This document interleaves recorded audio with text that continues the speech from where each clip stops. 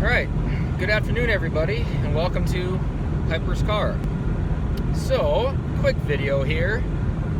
I saw this morning on the news, and I was going to cover it, but I didn't, but I figure I'll cover it here briefly, is Mike Pompeo is going to be the new Secretary of State. Trump has fired Rex Tillerson, and Mike Pompeo is going to be taking over. Now, I don't like Mike Pompeo at all. And the reason I don't like Mike Pompeo is because he is one of those people that thinks WikiLeaks is an intelligence service.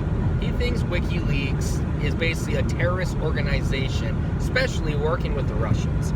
He has made it clear on many occasions that he feels Julian Assange, which is like the founder and basically leader of WikiLeaks, he has made it clear that he thinks Julian Assange is akin to that of a terrorist. And that is just wrong. WikiLeaks, whether you like them or not, and I say whether you like them or not because some people don't like them.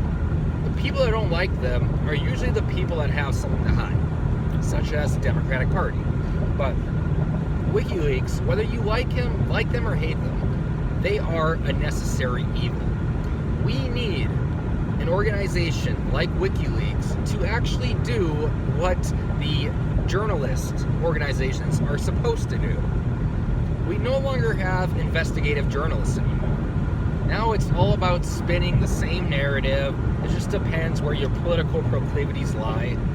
So if you're Fox News, you're going to be right-wing. If you're MSNBC, CBC, ABS, or ABC, CBS, CNN, MSNBC, blah, blah, blah, blah, 30 other ones, you're going to have a left-wing narrative.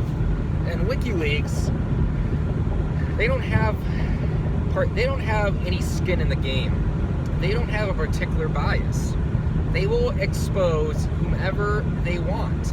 It all depends on when and what kind of information they get.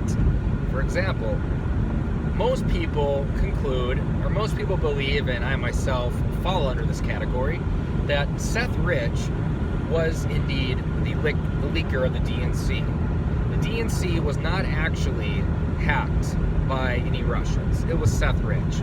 Or as they say in Fight Club, his name was Seth Rich.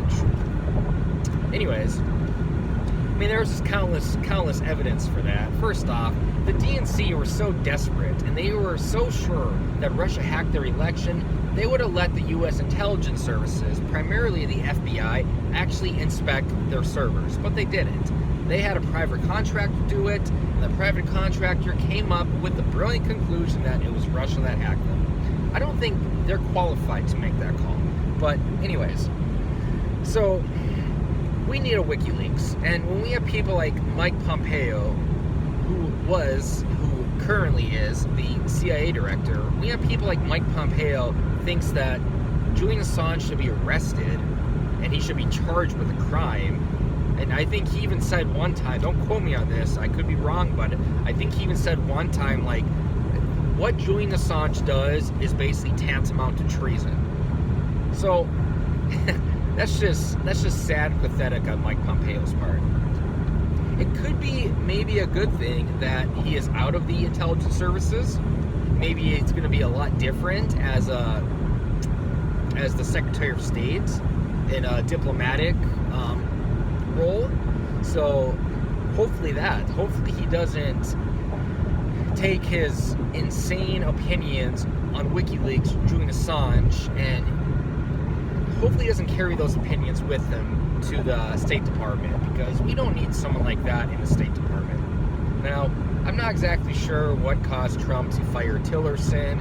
I know in the past there were some rumors that Tillerson was basically bad-mouthing Trump behind his back, and yeah, I mean, I don't know exactly what happened, but Tillerson is indeed out. So I'll have to look up more about it when I get home in a couple hours here. But the question becomes then is, who is going to take over Mike Pompeo's spot as CIA director? If Mike Pompeo is now if he's going to be the Sec State, who is going to get his position? And I hope it's not some deep state neocon official. I hope it's not like a John McCain type figure. If that would ever happen, if he would ever put like someone like John McCain in there, oh God, I don't know what happened. He would lose so much support and so much respect. But I think some people want Trey Gowdy to be in there.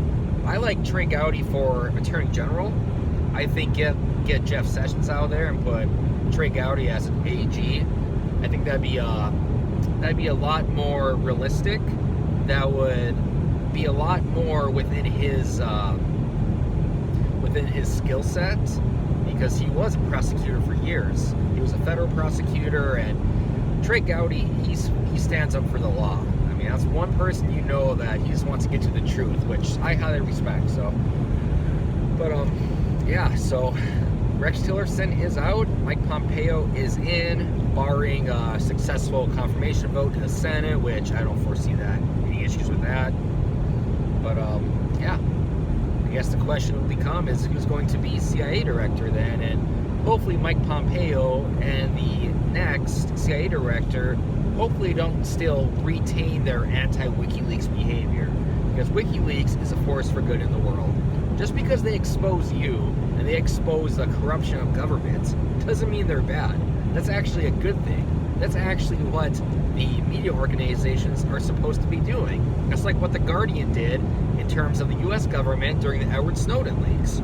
Snowden used The Guardian to release information that proved that the U.S. government was violating the constitutional protected rights and liberties of the U.S. people.